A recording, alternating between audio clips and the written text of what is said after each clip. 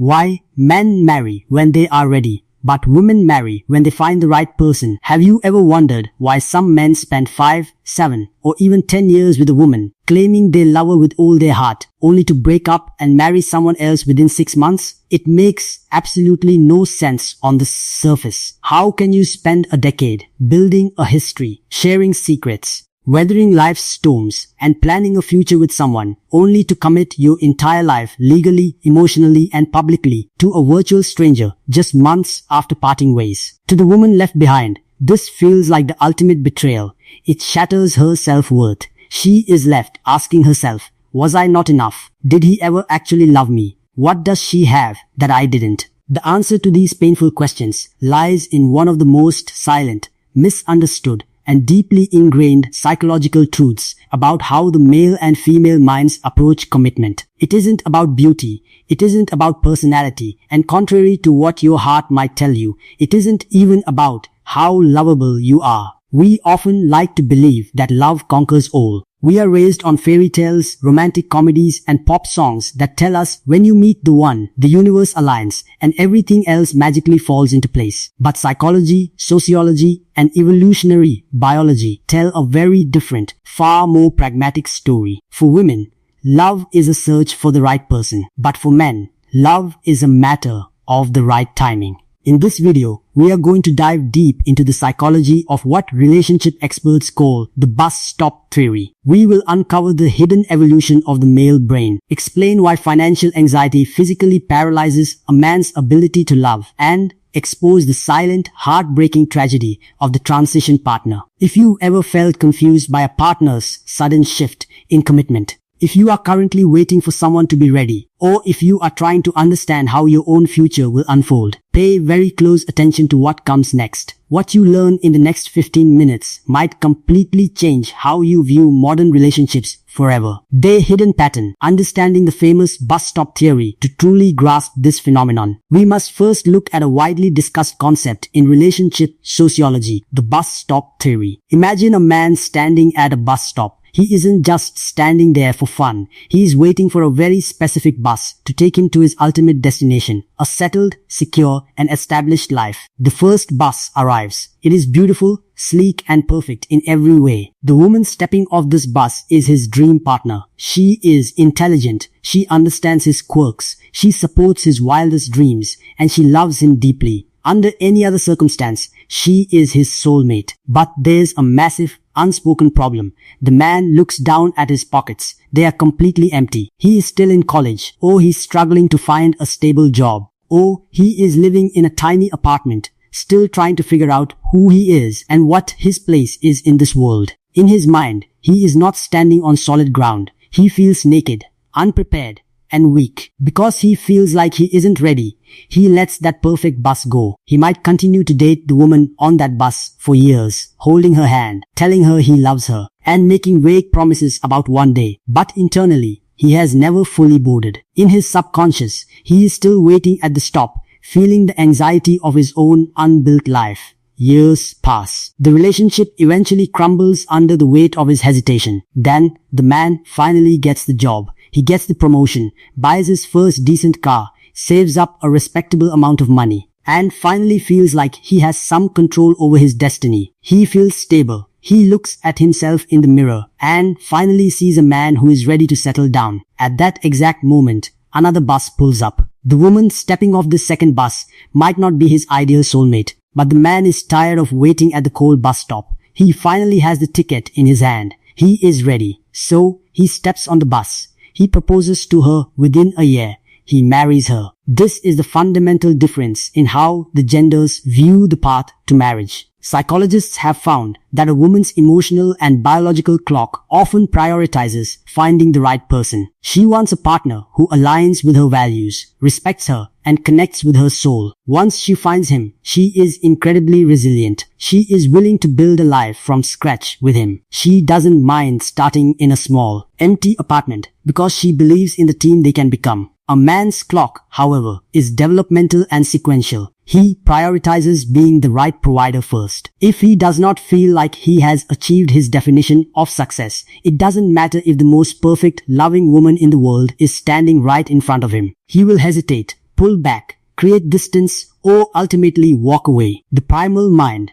the evolutionary psychology of the provider. Why is this timing aspect so rigid for men? Why can't they just accept love when it arrives, regardless of their bank account or job title? To understand this, we have to look past modern culture and dive into evolutionary psychology and deep societal conditioning. For thousands of years, a man's worth in a tribe, community, or society was determined almost entirely by his utility. He was valued for his ability to protect the perimeter, secure resources, hunt, and provide physical security. To a man, marriage is not just a romantic union. It is a public declaration of responsibility. It is him standing before his peers, his family, and society, saying, "I am strong enough to take care of this household." When a man thinks about marriage, his brain doesn't just ask, "Do I love her?"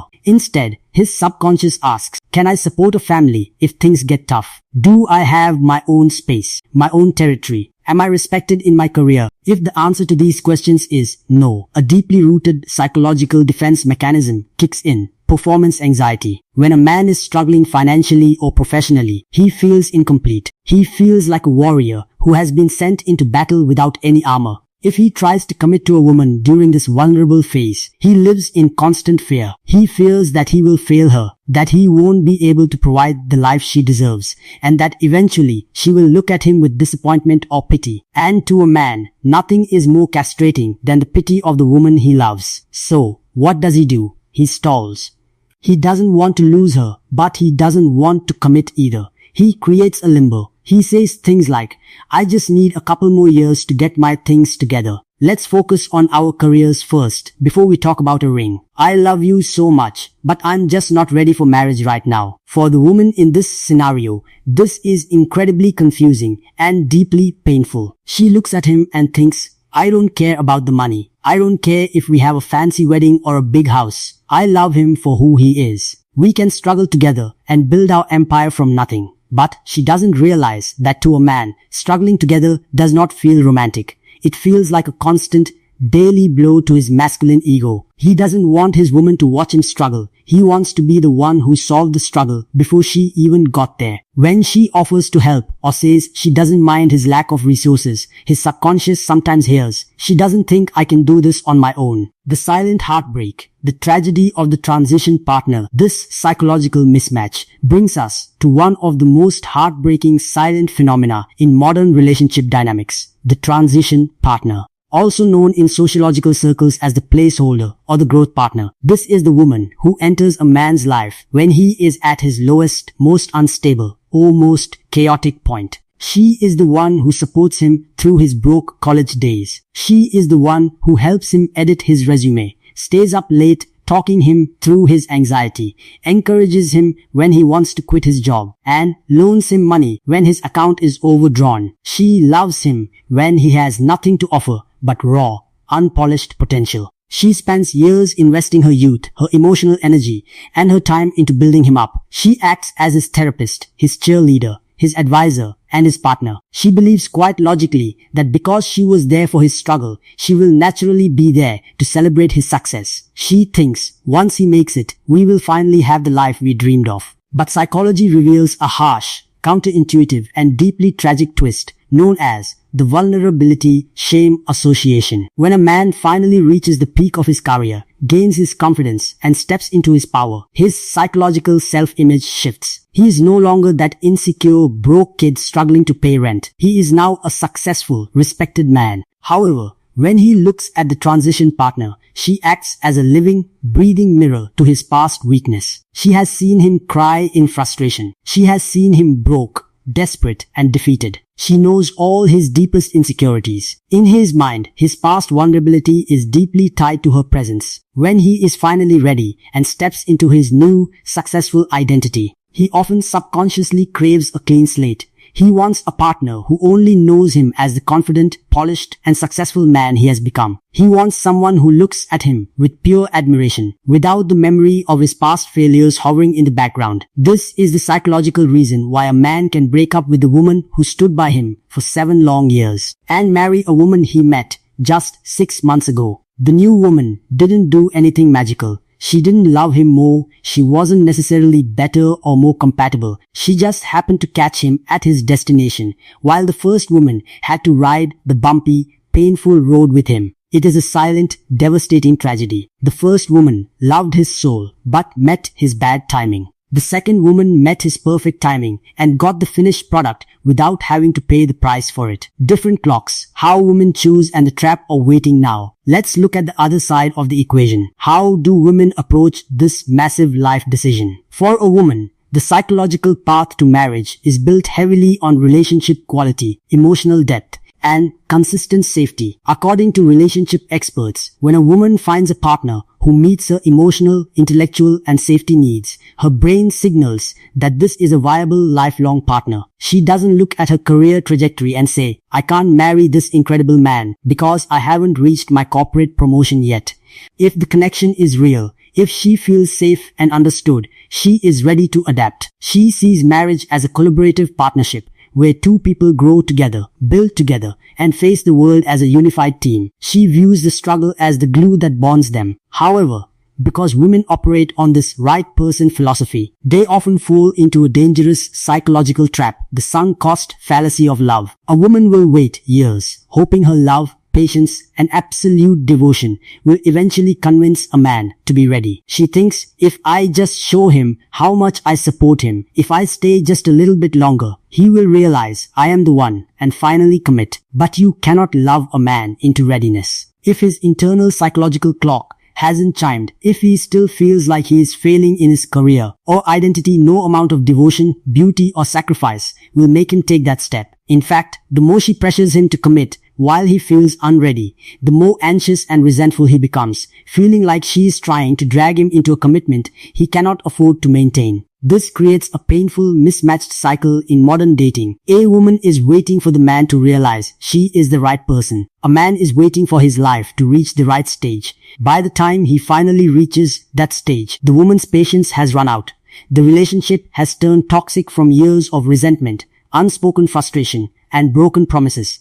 They part ways. He enters the market fully prepared to marry, with his finances and confidence intact. She enters the market deeply wounded, emotionally exhausted, wondering why her years of unconditional love were treated as a placeholder. Protecting your heart. How to spot the red flags of bad timing. So, how do you protect yourself from falling into this trap? How do you know if you are building a life with someone, or if you are simply acting as a transition partner at a temporary bus stop? There are very clear psychological indicators that tell you a partner's timing does not align with their love. First, look at how they talk about the future. If a man constantly speaks of the future in abstract, conditional terms using words like once I get this or when things are different without ever setting concrete actionable timelines. Second, observe if he keeps his world compartmentalized. If a man loves you but refuses to integrate you into his long-term plans, his family, or his financial goals,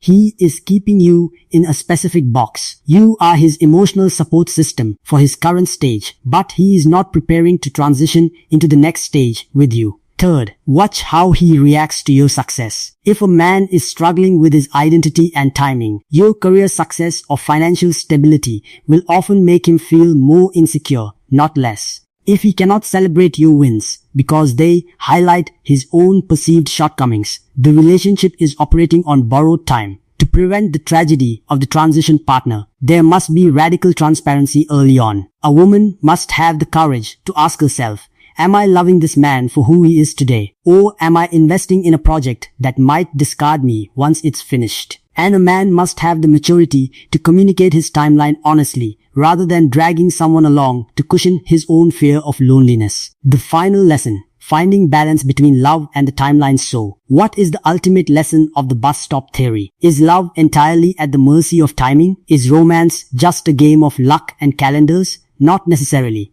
But understanding this psychological divide is absolutely crucial for anyone navigating the complex world of modern relationships. If you are a woman watching this, never build a life with a man based purely on his potential. If he openly tells you through his words or his actions that he is not ready for commitment, believe him the first time. Pay attention to where he is in his life journey. If he is still fighting his internal battles to establish his identity, understand that his love for you, no matter how passionate or deep, might still be held hostage by his timing. Protect your heart, protect your youth, and don't become a transition partner to someone who isn't ready to hold your hand through the finish line. If you are a man watching this, realize that the perfect time is an illusion. There will always be another career milestone, another financial goal, another promotion, and another hurdle. If you wait until everything in your life is absolutely flawless before you commit to the woman who loves you, you might eventually look back and realize you made a terrible mistake. You might find yourself sitting in an empty, beautiful house, realizing you traded a rare, authentic soul who loved you at your worst, just to protect a perfect timeline.